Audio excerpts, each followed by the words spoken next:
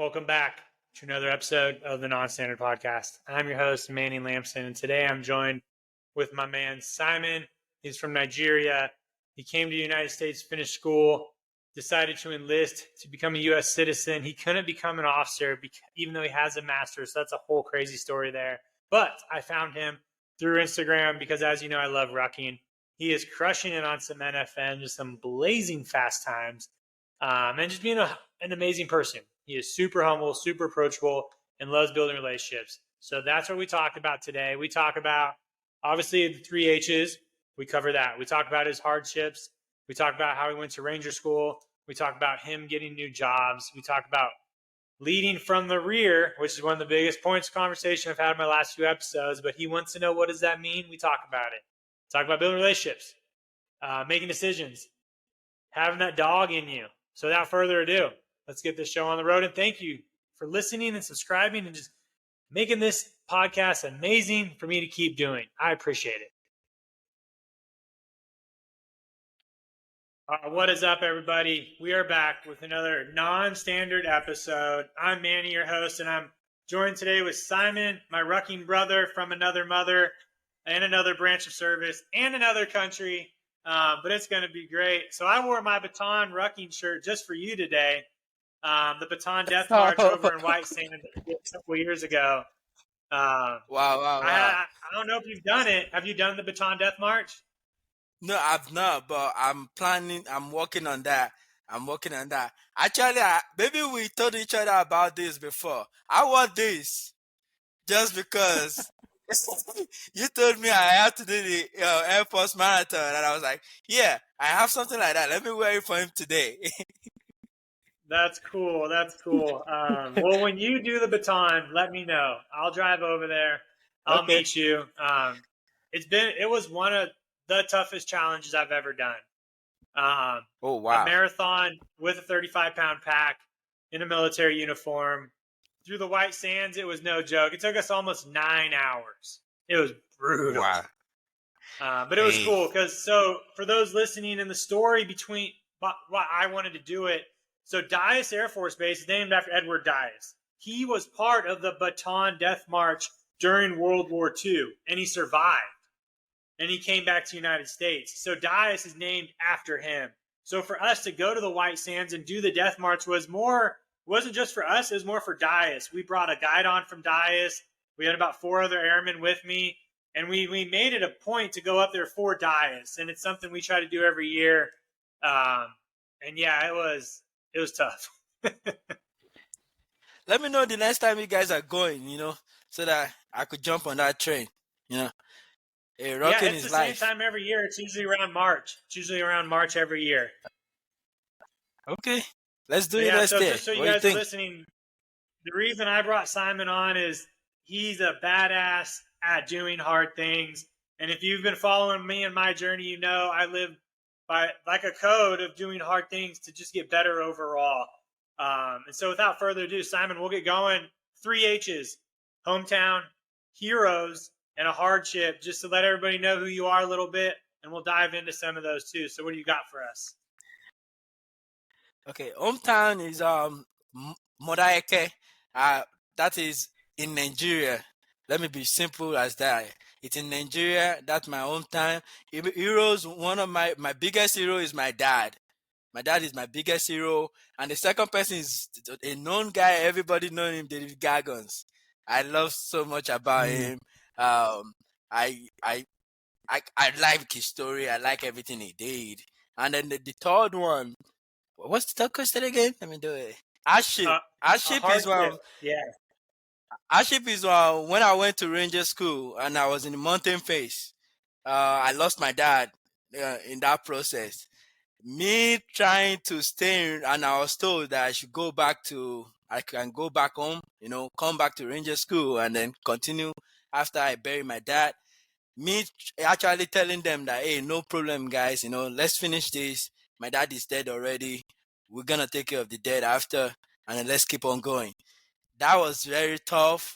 Sometimes when I was during the weeks, I was going through the patrol and everything, I was like, why did I even make that stupid decision sometimes? But at the end of the day, I realized that it was during COVID. Assuming I actually left, I won't even be able to travel back home in Nigeria.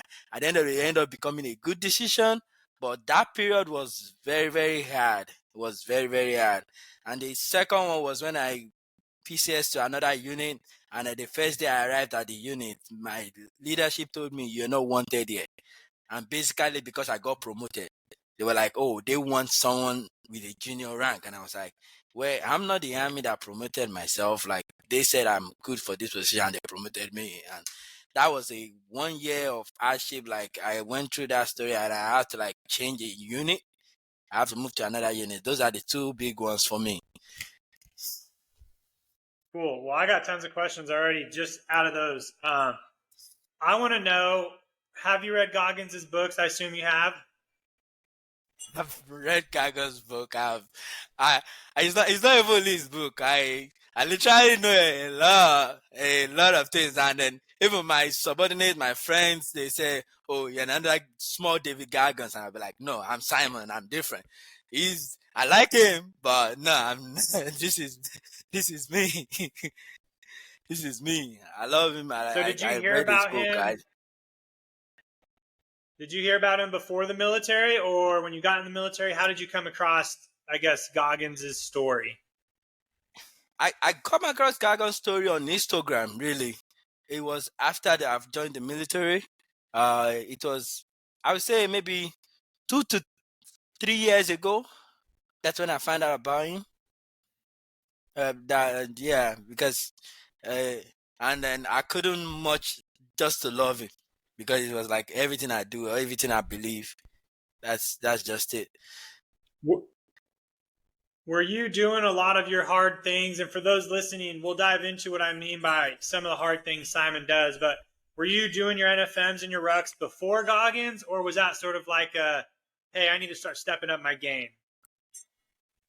Oh, the thing is that it's not. I would say it's both. It's both because I've always believed when I joined the army, even though when I actually joined the army, there's only one goal and one goal only is to become a United States citizen. There was nothing else. Even when I joined, I didn't even know what I'm about to. I didn't know my job. I just said, "Hey, sign me up. I want to be a citizen." But everything I do in life, I always believe because that's what my dad trained me. You got to give you 100% and then some. That means even though I know I'm not in the army for so long, I'm not doing more than 2.5 years. That was my first contract. I was like, I have to like, when it comes to PT, physical fitness, my academics, I was the station honor class. I was doing all those things, trying to be the best in everything I was doing. But me getting to know David Goggins too now makes me feel like, yes, I'm normal. There's someone out there that have done it before. There's someone out there doing it. That means when I'm doing something and people be like, "You're crazy. It doesn't make any sense." I'll be like, "I don't think so. He just did it." You know. I looked up like, come on. It gives me more confidence to do a lot of stuff. Most times. Nice. That's What I why love I about can't that say is, before or after. okay, nice. What's cool about that is that's why I love social media, right? So 3 years ago is when like I started my journey in doing a lot of this. I found David Goggins early in that when I was doing 75 Hard. It was one of the first books I read, and it showed me I can do it, right? Like it showed me there's really no limits. That's really what it showed me was no limits. I was trying to figure out where to push myself. Like I was pretty strong when I was 217 pounds. I was deadlifting 550 pounds. I was squatting 500 pounds. My total I saw Wow. your 1,000-pound club numbers. Mine was 1350 when I was 217 pounds. So it was pretty good. So Wow. now my goal is to still maintain the 1,000-pound club at 180 pounds. And so that's one of the challenges I like to maintain. But what Goggins showed me is I knew I couldn't lift heavy forever. That's like the one thing about lifting that's hard is you can't really do it for a long time because physically, there's a limit your body can lift without like added gear or anything Mm-hmm. like that. Once I switched my mindset to endurance training, I was like, yo, I got a lot of shit I got to do. Like, I'm just getting started. Yeah, it's different. It's different, and people that don't do it don't understand it. And there's no way, I don't know. There's no way I can explain it enough. If you don't do it, if you tell people, some people, sometimes when I wake up in the morning before work, especially when I was deployed, I would be like, "Oh, I just did 16 miles," and they'll be like, "Why? Why would you do that to yourself? Like, oh, you're gonna burn out." And I was like, wait, I don't, you can't understand, because it's me that understand what I get from it. Until you start doing it, you won't be in that stage. So how do you get somebody to start doing it? What are some tips you have for people out there that are listening and that are like, man, I don't think I could ruck 16 miles or run a marathon, or what would you tell them? Wow, simple thing I would tell them is this. If you ever think you can't do anything, you're putting limitation on yourself. That means that has to go away first. There's no difference between Fato and you and whoever is out there. That means if they can do it, you can do it. The only difference is that your time might be slower, but as time goes on, you get to build on it. And because all of us, even the greatest person in life, they started from somewhere. They started little by little, little by little. And once you start doing it, you just like, it's like a rhythm. And then don't even mind the pace, the time and all those things. The social media, don't care about all those stuffs. Those stuffs will come later. Those things are add-on. But as long as you getting out there, putting in effort day by day, it's gonna come. But one key thing is this: there's difference between working hard and just working. If you're doing it, make sure you get some breath out of you. That is very, very important. That's very important, because people say, I go for a walk. But when they went for a walk, they're not even tired. They're not even like nothing happened. That means you stay in your comfort zone. Don't stay there. Just always try to like add a little bit of hardship or whatever to it to make it more difficult, so that I get some breath out of you. And then that's the simplest way I could put it. Yeah, you hit a good couple good things there. One, you have to get out of your comfort zone, right? A lot of people will start something and they'll like make a little improvement, but then they'll stay there. They're like, for instance, when I started 75 hard and I started just walking for 45 minutes, after a while I was like, okay, these are starting to get pretty easy. 75 hard is supposed to make things difficult. So then I threw on a vest. Then I threw on a ruck. Then I started jogging in a part of that 45 minutes. And then I was like, dang, and then obviously, so I tell people this: Goggins' book is the worst book you can ever read because it shows you Yes. are not doing enough. I'm telling you. And you have to be very careful a lot of time, because if you don't have the mental understanding of getting what he's trying to tell you, you're gonna feel like, okay, yeah, this is too much. You're gonna be like, okay, this guy, he's on his own. But you gotta have that maturity, that mental understanding that Gagos is not saying that, oh, you gotta do this. Like, he's just saying that you gotta, like, walk your way up. Just it takes process. It takes gradual process, and then that's all he's doing. Like, it's the worst book. I agree with that. But it's a good book for the right set of mind. Yeah. And then another thing you talked about was really just starting, right? Just getting out on your journey. And I tell a lot of airmen that in the Air Force is, since we're not big on rucking and I do a lot of it and they're always like nervous, I go, hey, just come with me on a walk. But then I challenge them, hey, next time bring a vest. Next time bring a ruck. Next time let's add more weight, next time let's jog. And we build up from there. And I've walked with an airman. We did like 23 miles. So there's a foreign award we did. It was the Luxembourg one during COVID. You can do it virtually. You had to do two like 23-mile walks. So I used the Air Force Marathon for one and another one on base, but I walked with an airman for part of it, and she got done. She's like, that's the furthest I've ever moved. And so like those little conversations are always so cool when you bring people outside of their comfort zone. They end up doing more and more and more than they've ever done before. Have you had a lot of those experiences when you're out there rucking, doing your NFMs? And I get there's probably people you meet where it's their first one, right? Yeah, a lot. Especially when I was in Al Salam Air Force Base in Kuwait. Um, I met a lot of people like, no, Simon, I've never done this. I'll be like, hey, let's just walk around the post. Let's walk around the post, and then when we walk around the post, next thing is like, I feel great. Okay, let's do it 2 times. Even in my because I'm in a joint environment, and then I have a lot of people, like you said, a lot of Air Force people don't do it. And then there was this Dinkum rock match that they have on post. Everybody, especially almost all the officers, I got them like actually did that competition. Like it's like 15 miles. And guess what? They would tell me like, that's the first time I'm gonna do something like that. And how did we start? We started 2 miles walk, 2 miles jogging.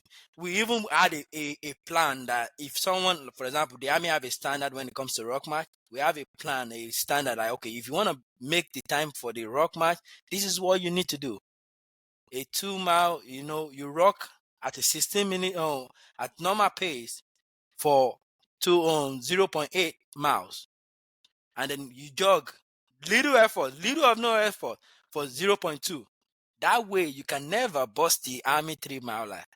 And they were like, that looks like magic. I was like, no, you just need to know. That's just it. It's not a rocket science. There's nobody that there's no great power somewhere. No.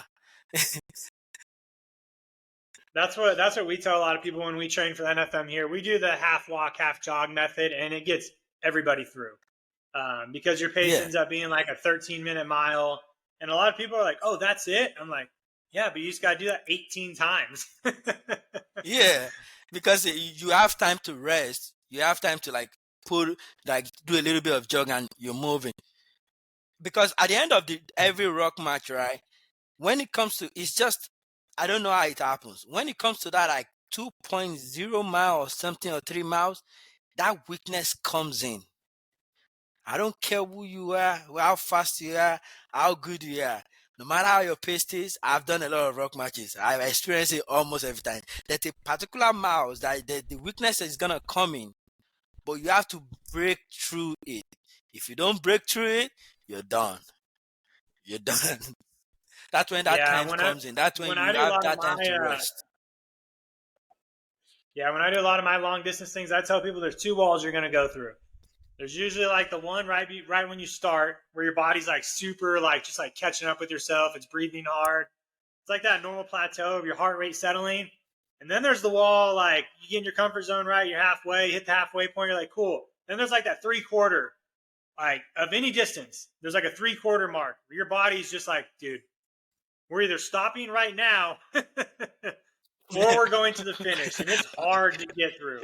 Every NFM I do, every Yep. marathon I do, I hit that wall. And I'm always just like this. And what's good is I know it's coming, but it sucks when I know it's coming. Because then I'm like, shit, here it is. Here's Yep. the side aches. Here's the something's wrong, like I just need to get through this and then I'll be fine. Every time, regardless. Yep. Yep. I experience it every time. But the good thing is that when you finish, the joy, the pride, it's enormous. You can, I don't know. I say different stuff. I'll tell people like, I feel, I feel. I don't want to use this word here, but it's just don't worry. Let's forget about that. Let's move on. All right. So let's go into a little about you. So you already mentioned you're from Nigeria. You joined to be a citizen. What do you do in the army? What's keeping you motivated? And then a little bit like that, just so those people that are listening. Yeah. I joined the army in 2017. What keeps me motivated is that I love the fact that I come to work every day, and then I see people that want to get themselves better, that want to just serve. That keeps me going. It's a way for me because, as I said earlier, my first contract was 2.5 years, and I'm hitting my 7 years now. I've already made up my mind I'm gonna do 20 years. But the thing is that when you come into work and you see people that the young 18-year-old and all those people like they need someone to lead them. They need someone to give them like some kind of experience. And then when you get feedback, I like to give back to people, and that's the only way I feel like I can give back to the country that have given me everything I've become today. Yeah, I'm a mechanic. That's my primary MOS. What are And then um yeah, say that. what are some of those leadership things you try to teach those 18, 19-year-olds coming in? Because, like you said, you came in with a lot of passion, a lot of motivation. For some, I don't think they're as, maybe inspired as you. So how do you show that? How do you get them motivated? Oh, it's simple. It's basically simple. It's that hey, the army is not the rainbow and sunshine. But let me tell you something. The grass is only greener where you are when you water it. Like you might think there's better job out there. Okay, I want to go work in somewhere where I can get this in this event. Yes, that's fine. It's true. It's possible. But what is the effort you're putting in right here first? Because if you can't do this right here, as an 18-year-old, the army or the military in the old world is like a stepping stone. If you can't get that right at the beginning, are you gonna work for a civilian and they're gonna be like, okay, this guy is good enough for me to retain him? And our job is really simple: be at the right place at the right time in the right uniform. Those are the three things. Nice. All right, my next question is going to be, how do you find some of that inspiration and motivation that's pushing you? Like what drives you? What wakes you up in the morning? What keeps you going? Okay, I did a post recently, and I said every time I wake up in the morning, I lie to myself, everything is gonna be okay, everything's gonna be all right. But I keep lying to myself every day, and I've been doing it for thousands of years. Like I'm 20, I'm 36 now. I think I've been doing that for 36 years. But what really keep me going is this. What really keep me going really is this. There's nobody that can help you than yourself. And your mindset about everything in life is very important. If you think something is shitty, it might be really shitty for real, but there's in every bad or good thing, there's always something to learn, whether good or bad. That means no matter how your day is going, hey, it's just 24 hours. Tomorrow will come. Tomorrow will come, no, Yeah, that reminds me regardless. of The time will keep rolling. Yeah, it reminds me of a line I like to say, and it's control what you can control, right? So a lot of people are Yep. always frustrated on what's going on around them, or upset that their car broke down, or that someone else showed up late to work, whatever. But in the end, like you just said, only you can help yourself. So you have to control what you can control. And a lot of people, it sounds like a lot, but it's really not, right? Like you control when you get up, you control what you put in your mouth, you control the effort you put in the gym, you control the work, and you're probably going to have a good day in just those areas. It's really that simple to get better. If you just control you, don't worry about what's going on. Like you said, the grass on the other side, right? Make your grass green first, and then it's your grass. Like you step on it every day. You wake up to it every day. If it's a shitty pile of grass, going to the next one isn't going to help because this is your grass. Yep. This is it. And then at the end of the day, right? We get angry, we get pissed off about things that people in general. But even the person you're getting angry, getting pissed off about, they don't even worry about it.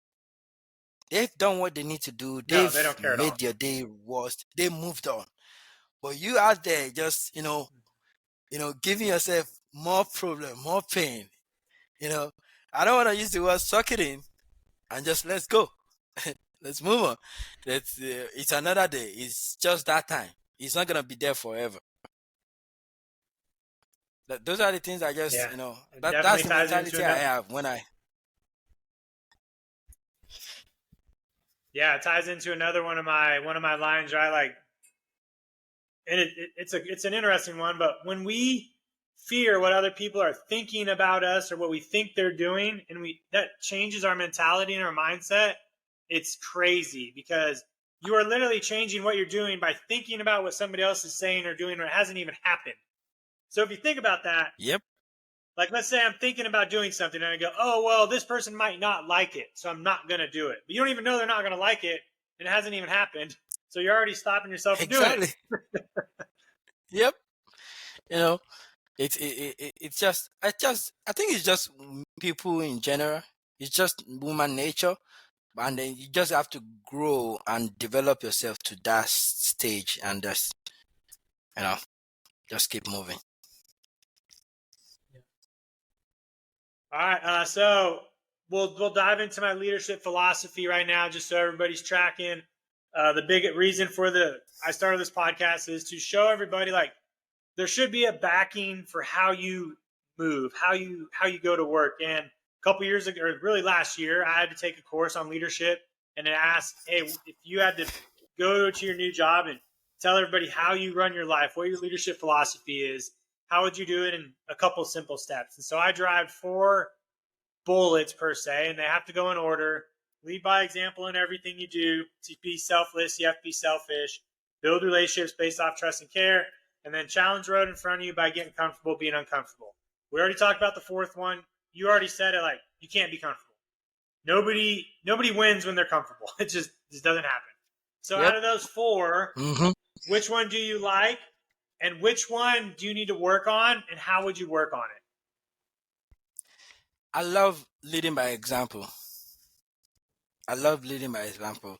I'm the kind of person that if I feel like something that is not meant to be done, and then but I know myself that this is not gonna be, this is not achievable, or there's nothing that is not achievable, but I know that, okay, this is like, okay, we're going to this thing.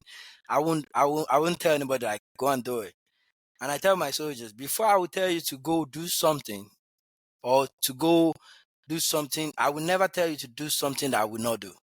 I will never put you through anything that we that will not be able to do. Because at the end of the day, you need to treat people with care, kind. You need to treat people with, like, you gotta be fair, impartial, regardless of who you are, because you don't know who they might be tomorrow. That's very big for me.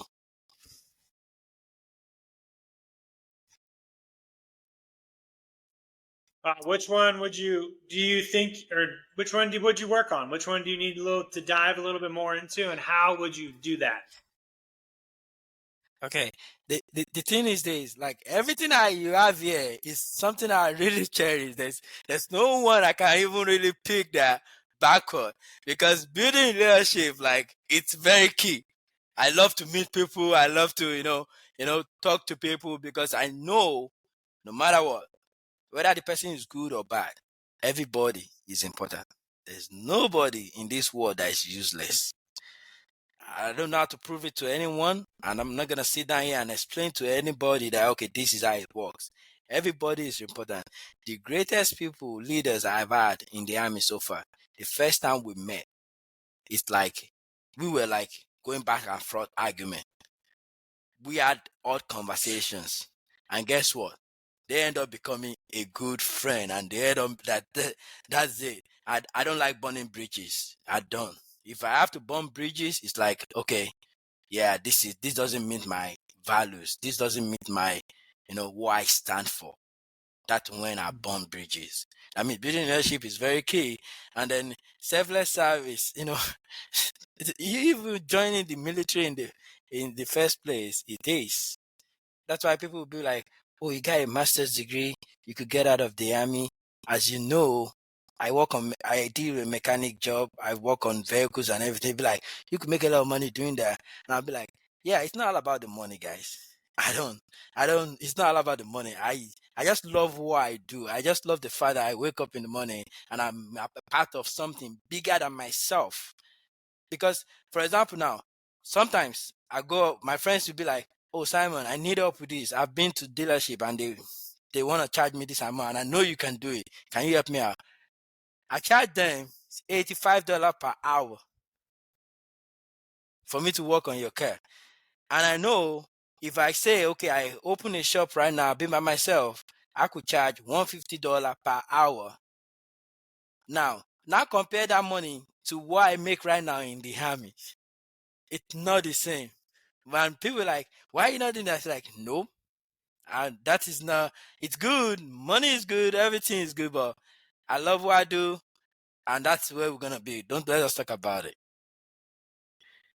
That means everything you wrote out there, all the 4 key these things, it's very, very like challenging. I sometimes I can say I do a lot of big stuff and all that, but I still want to really challenge myself more. I really want to build more on that challenging, I want to do things that I felt like I can't really do myself. I think that's the one I'm gonna pick.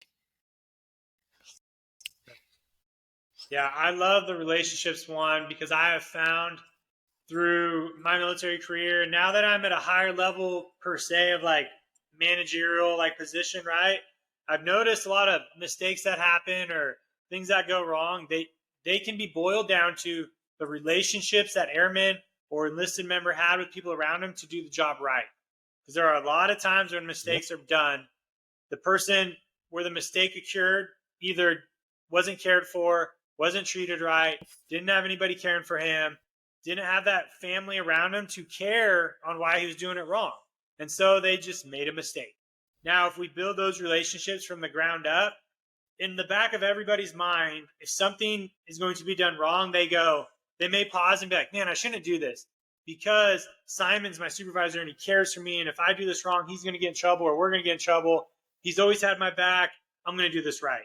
When you don't have somebody like that in your life, there's no reason sometimes for you to take shortcuts or to do the wrong thing, because if nobody cares you get in trouble, then who cares? But if people care for you, it's just that guiding sense of I don't know, just that someone else cares. Uh-huh. We used to do safety briefing every Friday or every holiday, kind of, when we live in the army. And I tell my soldiers, I say, hey, you want to do the dumb stuff, something that's really dumb, give me a call. Let me know about it. If we could do it together, that thing is not done. But if you think we can't do it together and you care about me, and you expect us to, like, because at the end of the day, I'm the one that is going to go into the front of the commander and, defend you or do whatever. That means I need to know. Just give me that chance, Don't do it. That's the way I say it. It's really big. Like, there's a lot of stuff I've done for people, and it's not because I want to do it, but because of the way they've treated me, the relationship we've created together.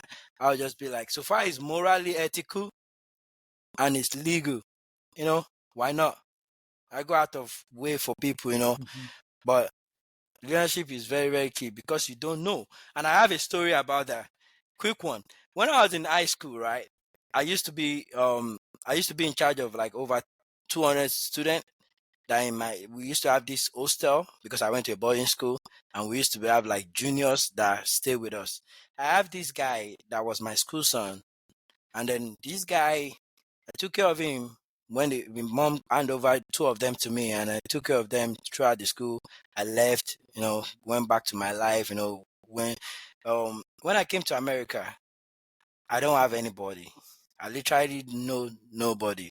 I remember my dad telling me that, hey, are you sure you really want to do this? Because you're gonna suffer. You don't know anybody, but you want to go to a strange land, and then, and I was in the hotel room, just staying there, getting the process of school and everything. And this guy saw me on Facebook, and I was like, hey, Senior Simon, are you in America? And I was like, yes, I am. I said, hey, man, this is what's going on. This is what's going on. And the guy was like, I don't really have much, but I don't care. Please get all your bags and baggages and come and meet me where I am. Then I moved from Chicago to Ohio. That was relationship. That was what we beat together. Me and this guy don't even after we left high school, we don't really talk that much. We don't even really see each other. But because of the relationship we built together before, as we were just like 17, 14-year-old kids, running around, and it just that is how that got that. That's how my journey in America got started. He showed me almost everything. He led me to the right path in this country. That's why when it comes to relationship, I don't joke with it. That's Yes, good. sir. That's good to hear. Now, I will ask, you said you had a master's degree. So I'm going to ask, why did you not Yep. become an officer? Oh, because when you want to join as a green card holder, you cannot, because you have to be a citizen. But Oh, caveat to dang. that is that yes, you have to be a citizen. And I tried to become an officer in 2021. I got selected into the OCS selection, but at the same time, I got placed on order. In the army, there's the regulation. If you're supposed to go to school and you get placed on order, the order supersedes the school. You have to go through with the order. And I definitely want to go through with the order. But after that, I discovered a lot of things about the army officer side. We call it the dark side. And then I they do great jobs, but it's not really what I like. That's why I'm working to the process of being in the middle to become a warrant officer now. That is what I'm working on right now. I'm going to become a warrant officer very soon, but I don't want to be the officer. I want to be that middle guy, because at the same time, I want to reach out to the soldiers, because I love being a mechanic. I love my job. Right now, I manage a motor pool that is I have over 3,500 equipment that I have to manage, and I have like over 150 personnel that I manage personally. That means I'm achieving everything I really want to do. Like when it comes to leadership, yeah, the money is good when becoming an officer, but when you look at the fact that, okay, if you have your motor pool, the only person you really report to is the BC as a chief, and then you at the same time have impact on the soldiers, because there's a particular stage when you're an officer in the army. There's a particular stage that you don't really get to interact with the soldiers directly, because when you do that, it's like you're not allowing your NCOs to do their job. Yeah. Yeah, no, that's good. So obviously, I was prior enlisted, so I was an enlisted Air Force guy. I crossed over to the dark side, and then I currently fly right now, so I don't get to lead as much as I wanted to, which is why I've taken this opportunity to lead through rucking, right, through physical events, because that is like my leadership experience now. And I've embraced that. I've been able to lead airmen, and not just Air Force airmen, Army, Marines, and other people out there as well, because I love it. I love the passion for just getting to build relationships. And you're right, being an officer, and I've heard an Army officer is tough, man. Don't get me wrong. They go through a lot. I've met a few of them, man, and they're pretty tired when they get to captain. But I love how you sort of had that purpose, right? You knew, like, I tried, and you didn't sort of like give up. You're like, oh shoot, I didn't get it. Like, you've embraced it, and I think where you're at right now is a great spot for you. And you're still leading, which is cool. And so I always ask, obviously, a lot of enlisted people, do they think about commissioning? That's a big video I have on my TikTok, is just like me just going out there and saying, if you are enlisted, you should be thinking about commissioning, even if you don't want to, because it's going to move you a little bit closer, a little bit more ahead of your peers if you're just on that journey. Like, you got your master, you did it, now you're going to the warrant officer side, which is great. And I think it's going to be a pretty cool journey for you. Thank you. Let's dive into, I have my list of leadership traits. Are there any of those that stood out to you that were new or different, or are there some you really like, or is there one that's not on there that you would add? The one I have I need more explanation about is the lead from the rear. Like, that one, it kind of stood out to me. I was like, no, I think leaders should lead from the front, right? Like, I wanted to know what that really means. Yeah. And then almost everything here, I like them. have a little bit about it, but that one stood out to me. I really wanted to talk about that. Yes, perfect. I had it on my last episode too as well. And here's why it's on there though. So I have seen leading from the rear very beneficial in my career from this perspective. When I was a new flight commander for a shop, I tried to lead from the front right away, making changes, implementing my leadership. It was very direct, very upfront. As I started reading books, understanding leadership a little bit more, I started understanding if you're a new leader, you should be leading from the rear in this perspective. When I come into a shop as a lieutenant or a captain and I have a E9 or E8 that's in charge, my job right away isn't to make change. My job is to observe how the shop's running, observe who's my hard workers, who needs help, what's wrong, ask questions. After a few months or weeks or years, depending on the job, then I can start leading from the front by making change because I know how the shop's running. I've also seen it on the rucking side. So, and this is how I tie it into like the physical side of it. When I did the Nijmegen Ruck March in the Netherlands, the 80 miles in 3 days, I was leading from the rear. I was the senior ranking officer. I should have been from the front every day when we were rucking, but here's what. I knew I had airmen in the front who were leading my pace, so I didn't have to be in the front. I knew I had airmen in the middle that were my DJs because we had like a big boombox guy. He was a chaplain's assistant. He was motivating the crew, so he was my motivator. I knew I had other guys within my team that would keep people in check and have relationships next to each other. So my job was to sit in the back, watch the flight, make sure nobody fell out, and always be the last one, because if the guy in the front setting the pace can look back and still see me, we're good to go.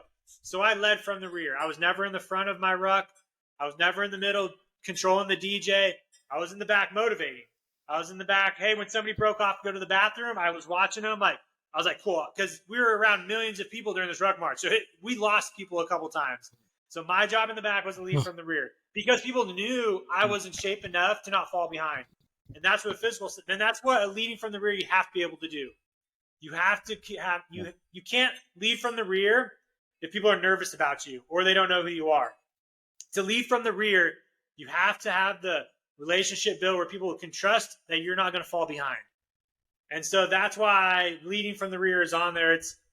I have been teaching it to a lot of younger leaders because they need to observe a flight, right? So like if I were to go to the motor pool and I was a new person for your shop, like the new flight commander, I don't know what you call it in the Army, but the new lieutenant, and I meet you and I go, Hey, Simon, I'm your new flight commander. I want to change your guys' work schedule. When I was in ROTC, we did this, blah, blah. You're going to be like, whoa, that's not going to work, bro, or sir, or whatever. But if I come in, if I come in, go, hey, Simon, I'm Lieutenant so-and-so. I'm new here. I'm just going to sit back for a couple weeks, see how your shop works. I'm going to go get around and get to know some of your enlisted guys, see how they're doing. And I'm taking notes. I'm building relationships. I'm like, hey, Simon does this. This guy does this. And then when I know the time's right, I'm going to be like, hey, Simon, come here. We're going to change this, and here's why. Boom, boom, boom. What do you think about this? And you're going to go, no. I'm going to be like, cool. Hey, I like how this person – and you're going to be like, dang, dude. Because I've seen too many times in the Air Force where new commanders will come in and they're just like, we're changing this, we're changing that. And the shop, who's been working there for like 3 to 5 years, are like, this is what every commander does. They come in and they change this, they change that, and then they leave after 2 years and nothing gets done. Like you don't have to change to be a leader. I could still be a great leader and not change anything in my shop if it's going well. And so that's where leading from the rear comes in. Oh, now I get the concept. Like I agree with it. Because now, when I saw it in there, I was like, I'm not sure what he's trying to say, but now I get what he's saying because, like my situation too. After coming back from deployment, I came back from deployment, and then my job before was the senior mechanic, but I got elevated up and say, oh, you're gonna be the model sergeant. Being the model sergeant is like I'm in charge of people of the same rank, and then they've been doing this for like I knew that was my shop, but that was 6 months ago. I have new guys that just came in. That means I have to sit back for a long period, like 2 to 3 weeks, and then check what they're doing right, what they're not doing right, what do we need to fix, what do we need to adjust. And the thing is that if it is working, there's no point fixing it. Why are we changing it? Why, if something is working, we could tweak things, like, because I believe when change is inevitable, but some change are destructive. Yes, some change are destructive, because it's like you want to make your own impact, but you don't have to do that to actually make impact on people. Like, some leaders don't get it, and I don't blame them too, because we all have different leadership traits. We all have different ideology when it comes to leadership. Some people, they get pumped up to know that, okay, I'm in charge, and some of us just want to sit there, just listen. That's the way. Now I get what you mean by the lead from the rear. That's the fact that I used to tell people, like, don't be the smart guy in the room. Sometimes you gotta sit down and just watch and just listen to people, let them talk. There are but there are some things that I love to lead from the front. If I'm telling you, okay, I'm very competitive in some things, I'll be like, this is what we're doing. We're gonna go for it. I had like 1 month ago, I had a team of 4 guys. We were supposed to compete with some other guys, and we were going out. Immediately they said, this is my team. These are my 3 guys. I told them, I'm gonna lead you guys. I told them right away, I'm gonna be the team leader for this team. And you see why? I told them this is the reason why. And that's how we did it. And there was a time me and one of the guys, when we were doing we were having an issue, and I said, I don't care what you think right now. You guys made me your leader, and you guys agreed I'm gonna be the team leader. Just cut it off. We're sending it. When we finish this whole thing, whether we win or lose, we're gonna have that conversation. But at this time, this is it. And at the end of the day, we won for the team. We won, like, we've been trying to win for 3 years now. We've done it 3 times. We didn't win it, and we finally won. And then it was like, then he was even an E4, and he was thinking that maybe he has gotten in trouble with me, and he wanted to be like, hey, Simon Fato, I'm sorry. I was like, no, bro, yeah, cut it off. We having a competition that time. Everybody actually is up. It is normal. And I told him what he did wrong, what he need to fix. I told him, like, hey, you need to accept your weakness. Everybody have a weakness. Before we started, there was a rock match. Before we started, you already told me that I'm feeling shaving. Then at that same point, you said you want to carry the radio. The radio is like, let's say, another 12 or 15 pounds. I was like, no, you're not doing that. Immediately I tell you, cut it off. No, you're not doing that. I'm carrying the radio, and that's it. No argument. he got mad about that issue. I was like, it's good. That means there's time and place for when it comes to leadership. When you get to a new unit and all that, yeah, you sit back in the rear, understand people, listen to them, see what's going on. But there's sometimes you just gotta be, you gotta be that guy. I'd be like, okay, they could trust and come for him. They know they could count on you, because a lot of people are in groups that they don't know what they want to do next. They need someone to tell them this is what's going on. I've seen soldiers that, hey, son, I'm not even sure if I want to re-enlist or I want to get out. And I'll give them time to talk about it, think about it, talk to their family and everything. And they still not sure. I'll tell them, like, this is what you're doing. At that point, I'll tell them, okay, this is what you're doing, and they will do it. But I will give them chance to, like, opportunity to make a decision. But if I see like there's not an indecision about them, whether I made the right decision or not, I don't care at that point. We gotta make a decision. We gotta say, okay, this is what we're going. Because there's the only wrong decision is the one that is never made. At all. Oh man, I got a lot after that. 3 leadership traits I pulled from there. 1, we all have to have that dog, man. Like, I have a dog in me, man. And when people see my dog, they get scared. So I'm pretty competitive. It's been like that my whole life. I've been in some pretty competitive environments, going through the TACPO selection course, doing some other things where people will look at me and go, like, I flip a switch and I'll get upset, and passionate and emotional. And I'll tell them, I'm like, Yep. just like you said, I'm like, this is what we're doing. No, we are doing this. And they'll be like, dude, you're all just like sunshines and rainbows back there, like joking and smoking. I'm like, the dog's out. It's time to win. Yeah. I It's want time to to do go. this. It's go time. Yes, And sir. so I think everybody needs that. And everybody needs a team. Every team has to know who that is, right? To be successful. And then another Mhm. thing you brought up was feedback and debrief, which is a thing that is it's not used a lot on the enlisted side, I say in the Air Force. Now, so I'll tell you this, as an officer and a flyer, we debrief after every sortie almost as long as the sortie itself. So we fly a normal training mission for 3 to 4 hours here at Dias. We debrief for almost 2 to 3 hours after that, nitpicking everything we did on the sortie with no rank in the room. I have flown Wow. with the wing commander here at Dias, and I was the mission lead, and I had to be like, sir, you did this wrong during our sortie, or he would tell me I did this wrong, and I'd be like, yes, sir. But I have brought that debrief concept to my airmen and every airman I work for now as a flight commander, because I don't see it a lot. Some people think feedback's always bad, or it's because they did something wrong. But just like you brought up, it needs to be said so people know what's going on, right? Know where their weaknesses are, where their strengths are, and how to get better. And so I think Yep. feedback is a very important leadership trait that's missed a lot, because some leaders are scared to do it because they don't want to be the bad guy, or they don't want to get in trouble, right? Because someone might get mad at them.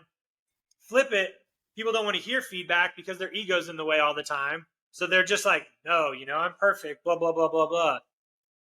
When a team understands that feedback is sometimes the most important part of a team, like battle, right? Or a team, I don't know, challenge, that's key, because the next time you do it, I'm huge on making mistakes. I'll make tons of mistakes, but I never do the same mistake twice. I say that with an asterisk because I don't know if I have, but I'm pretty good at not doing it twice, because I've learned, I know what I did wrong. When I see people repeat it, that's where I know they're not getting feedback, or they know they're not getting, corrected. And so that's why I love feedback. It's one of my biggest topics I love to talk about. And I think a lot of shops will do better if they have that time at the end of the day or throughout the day to provide feedback to their peers or above them and below them to all work better.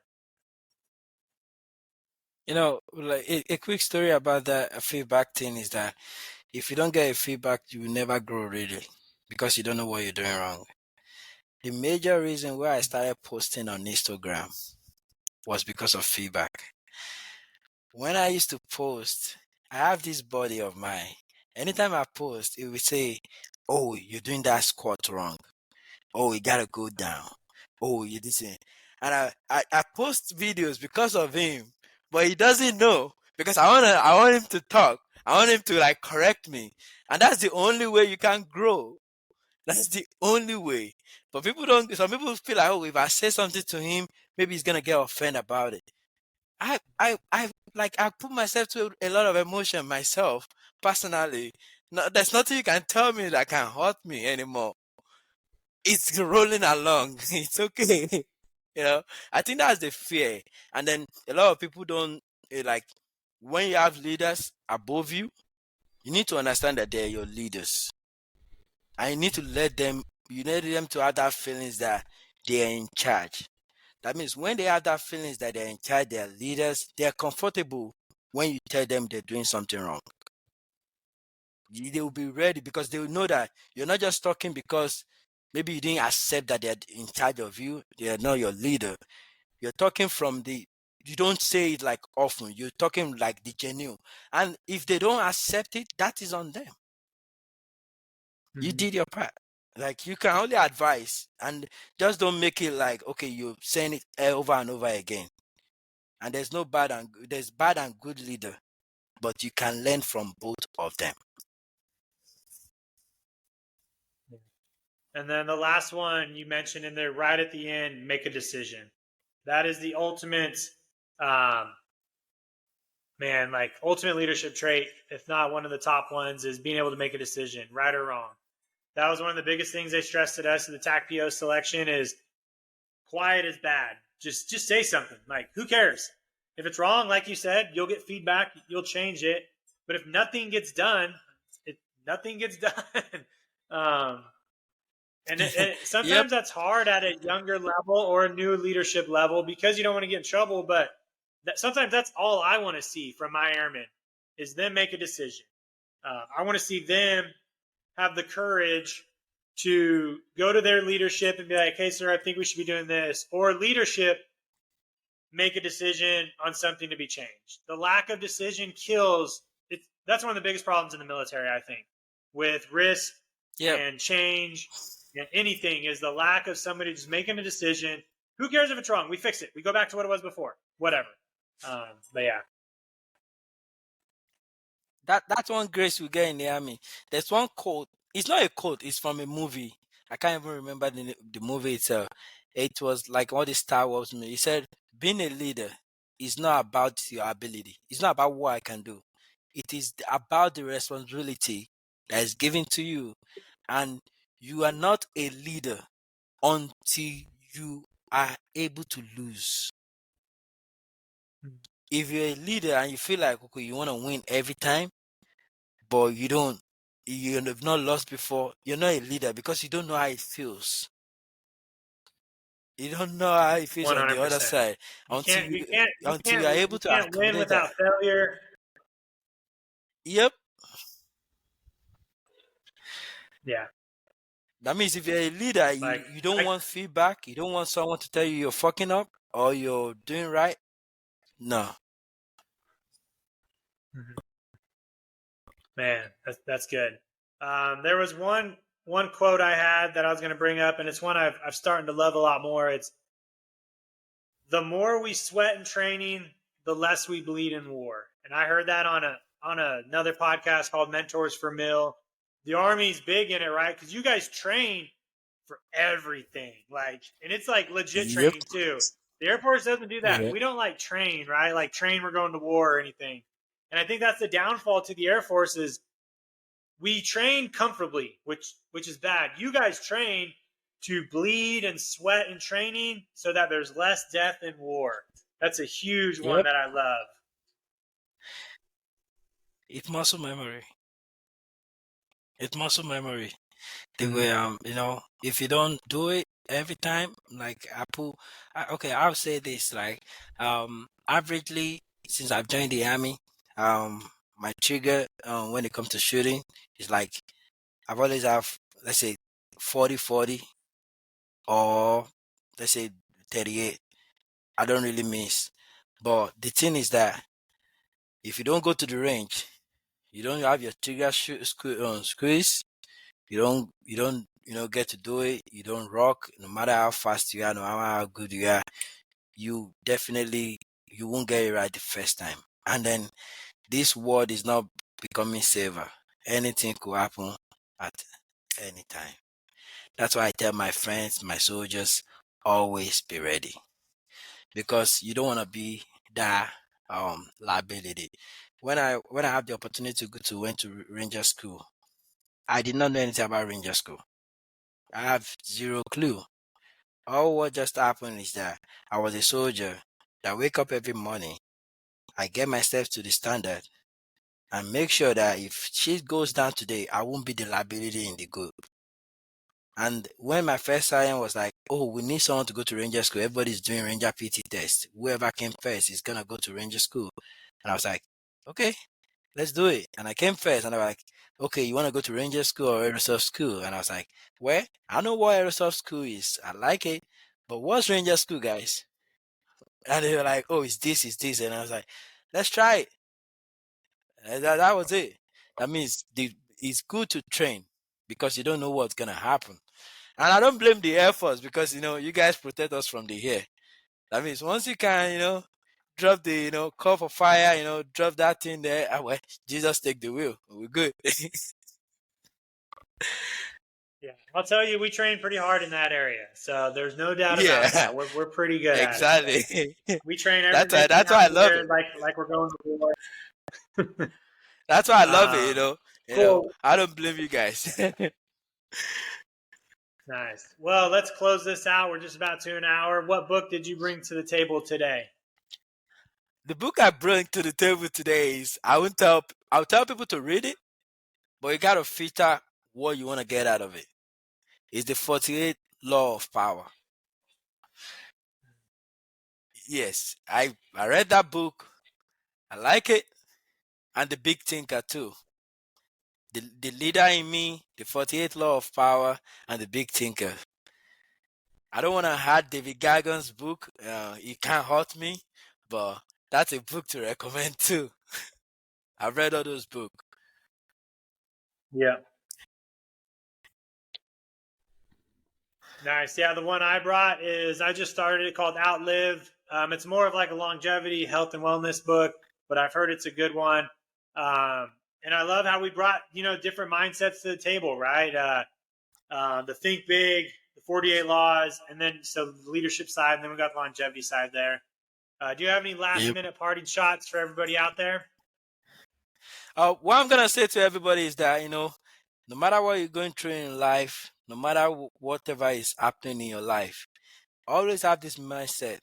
You always keep moving forward, because if you stay where you are, people are gonna pass by, and they're gonna come back to meet you in the same place. And there's nobody that can help you better than yourself. I might like you, I might want to help you. You can only take the horse to the river to drink water, but you can never force him to do it if he doesn't want to do it. That means that decision, it's on you. It's solely on you. And then stay motivated, work hard as fuck. It is not gonna be easy. It's not gonna be rainbow and sunshine. But at the end of the day, you will never regret it for once. Nice. I love it, my man. I'll get your info after this. I'll drop it in the show notes for everybody. I'm probably going to try to drop this one tonight because I'm super pumped. But thank you, Simon, my man. No problem, I can't sir. wait till we get to meet in person via Ruck or Air Force Marathon or whatever. What's the plan about that? I'm still waiting for your shot on it. I really want to do it. The Air Okay. Force Rock, the marathon. Mm-hmm.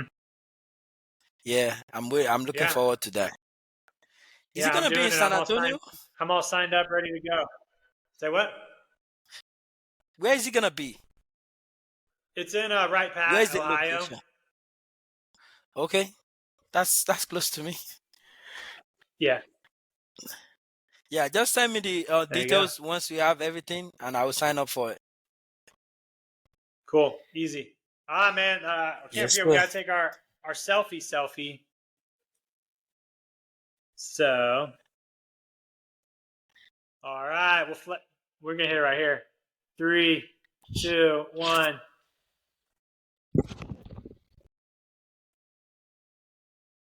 Nice. All right, man. I'm gonna pause the recording.